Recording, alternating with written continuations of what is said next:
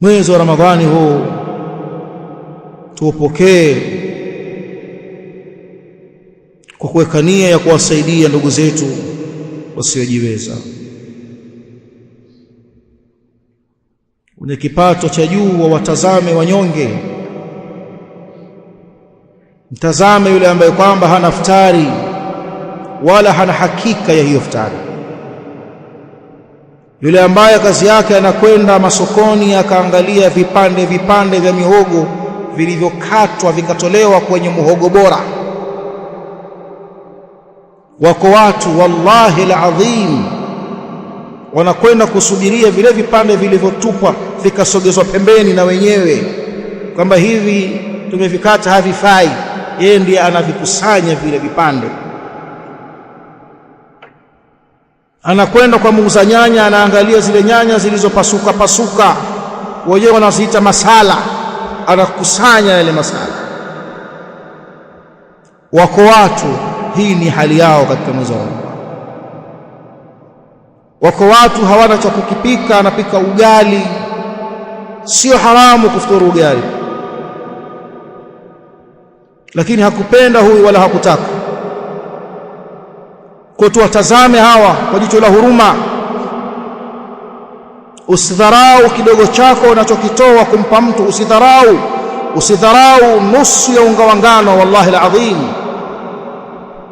Na tuwe na tabia ya kutoa, tusidhani kwamba utoaji ni wa watu weupe. Hizi ni fikra mgando wako nazo baadhi ya watu. Utoaji sio mpaka uwe tajiri, hapana. Unaweza ukafanya jambo ukatia nia, ukaweka azma, utashindwaje? Basi kila baada ya siku mbili mimi nitampa mama fulani, mjane fulani, nitawapelekea familia fulani na ifahamu maisha yao yako duni, twajuana mitaani, twajuana sisi. Kama mzee fulani, hapana, haiko vizuri yule mzee, na si muombaji, na ni mtu wa ibada, na ni mtu wa sala. Na unaposaidia wasaidie wanaoswali zaidi ya wasioswali,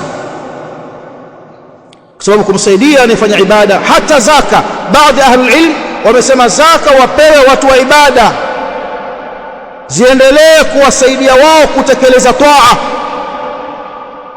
Naam,